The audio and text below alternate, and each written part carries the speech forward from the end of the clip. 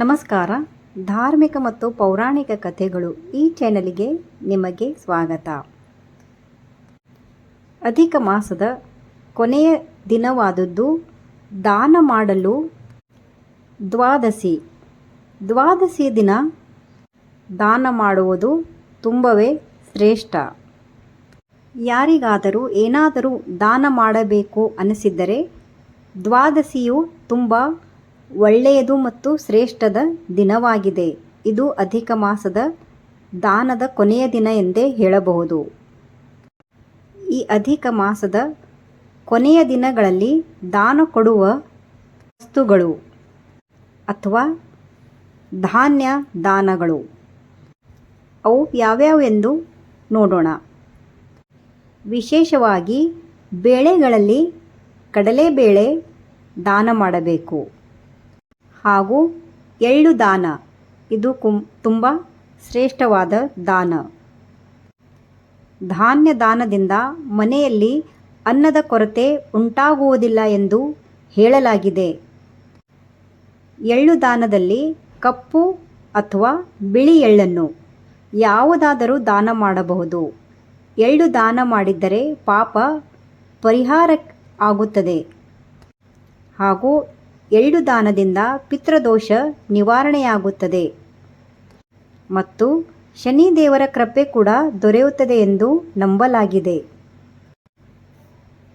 ತುಪ್ಪದ ದಾನ. ಶುದ್ಧ ತುಪ್ಪವನ್ನು ದೇವಾಲಯಗಳಿಗೆ ಅಥವಾ ಬ್ರಾಹ್ಮಣರಿಗೆ ದಾನ ಮಾಡಬಹುದು. ಇದರಿಂದ ಯಜ್ಞಫಲ ದೊರೆಯುತ್ತದೆ ಎಂದು ಪುರಾಣಗಳು ಹೇಳುತ್ತವೆ. ದೀಪದಾನ. ಅಧಿಕ ಮಾಸದ ಕೊನೆಯ ದಿನಗಳಲ್ಲಿ ದೀಪ ಹಚ್ಚಿ ದೀಪದಾನ ಮಾಡುವುದು ಬಹಳ ಶುಭ. ದೇವಾಲಯಗಳಲ್ಲಿ ಅಥವಾ ಮನೆಯಲ್ಲಿ ತುಳಸಿಯ ಎದುರುಗಡೆ ದೀಪವನ್ನು ಹಚ್ಚಬಹುದು. ದೀಪದಾನದಿಂದ ಜೀವನದ ಅಜ್ಞಾನ ಅಂಧಕಾರ ದೂರವಾಗುತ್ತದೆ ಎಂದು ಹೇಳಲಾಗಿದೆ. ಹಾಗೂ ಗ್ರಂಥದಾನ. ಗ್ರಂಥದಾನಗಳಲ್ಲಿ ಭಗವದ್ಗೀತೆ ಹಾಗೂ ರಾಮಾಯಣ, ಭಾಗವತ ಮುಂತಾದ ಧಾರ್ಮಿಕ ಗ್ರಂಥಗಳನ್ನು ದಾನ ಮಾಡುವುದು ಶ್ರೇಷ್ಠ. ಜ್ಞಾನದಾನವು ಅತ್ಯಂತ ಮಹತ್ತರ ದಾನಗಳಲ್ಲಿ ಒಂದಾಗಿದೆ. ಜಲದಾನ. ಜಲದಾನ ಮಾಡುವುದು ಅಂದರೆ ನೀರಿನ ಪಾತ್ರೆಗಳನ್ನು ದಾನ ಮಾಡುವುದು. ಒಂದು ತಂಬಿಗೆಯಾಗಲಿ ಅಥವಾ ಒಂದು ದೊಡ್ಡ ಕೊಡ, ನಮಗೆ ಯಾವುದು ಅನುಕೂಲವಾಯಿತು ಅದನ್ನು ದಾನ ಮಾಡಬೇಕು. ಅದರಲ್ಲಿ ನೀರನ್ನು ಹಾಕಿ ದಾನ ಮಾಡಬೇಕು. ನೀರಿನ ದಾನದಿಂದ ದೇವರ ಕೃಪೆ ಮತ್ತು ಪುಣ್ಯ ದೊರೆಯುತ್ತದೆ ಎಂದು ಹೇಳಲಾಗಿದೆ. ಅಧಿಕ ಮಾಸದ ಕೊನೆಯ ದಿನ ಶ್ರೀ ಮಹಾವಿಷ್ಣು ಮತ್ತು ಮಹಾಲಕ್ಷ್ಮಿಯ ಪೂಜೆ ಮಾಡಿ. ದಾನದ ಪ್ರಮಾಣ ಮುಖ್ಯವಲ್ಲ, ಭಕ್ತಿ ಮತ್ತು ಶ್ರದ್ಧೆ ಇವು ಕೂಡ ಮುಖ್ಯ. ದಾನವು ಶುದ್ಧ ಮನಸ್ಸಿನಿಂದ ಮಾಡಿದರೆ ದೇವರು ಸ್ವೀಕರಿಸುತ್ತಾನೆ. ದಾನ ಮಾಡುವಾಗ ಅಹಂಕಾರದಿಂದ ದಾನ ಮಾಡಬಾರದು ಹಾಗೂ ಪ್ರದರ್ಶನಕ್ಕಾಗಿ ದಾನ ಮಾಡಬಾರದು. ಶುದ್ಧ ಮನಸ್ಸಿನಿಂದ ಮಾಡಬೇಕು. ಆದಷ್ಟು ದಾನಗಳು ಅರ್ಹರಿಗೆ ಕೊಡಬೇಕು. ಅಧಿಕ ಮಾಸದ ಪುಣ್ಯಕಾಲ.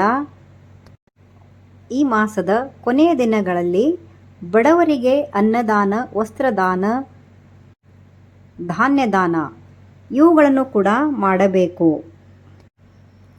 ಮತ್ತೆ ಅಧಿಕ ಮಾಸ ಬರಲು 3 ವರ್ಷ ಬೇಕಾಗುತ್ತದೆ. ಆದುದರಿಂದ ನಮಗೆ ಎಷ್ಟು ಆಗುತ್ತದೆ ಅಷ್ಟು ದಾನ ಮಾಡಬೇಕು. ಈ ಪುರುಷೋತ್ತಮ ಮಾಸದಲ್ಲಿ ಮಾಡಿದ ಒಂದು ಸಣ್ಣ ಸತ್ಕಾರ್ಯವು ಅನಂತ ಪುಣ್ಯವನ್ನು ನೀಡುತ್ತದೆ ಎಂದು ಶಾಸ್ತ್ರಗಳಲ್ಲಿ ಹೇಳಲಾಗಿದೆ. ಗೋದಾನ. ಗೋದಾನ ಸಾಧ್ಯವಿರುವರು ಗೋದಾನ ಕೂಡ ಮಾಡಬಹುದು. ಇದು ಅತ್ಯಂತ ಶ್ರೇಷ್ಠ ದಾನಗಳಲ್ಲಿ ಒಂದು. ಗೋವುಗಳಲ್ಲಿ ಎಲ್ಲ ದೇವತೆಗಳು ವಾಸವಿದೆ ಎಂದು ಶಾಸ್ತ್ರಗಳು ಹೇಳುತ್ತವೆ. ಗೋದಾನ ಮಾಡಲು ಸಾಧ್ಯವಾಗದೇ ಇದ್ದಾಗ ಗೋಗಳಿಗೆ ಆಹಾರ, ಹುಲ್ಲು, ಗೊಗ್ರಾಸವನ್ನು ಕೊಡಬಹುದು. ವಸ್ತ್ರದಾನ.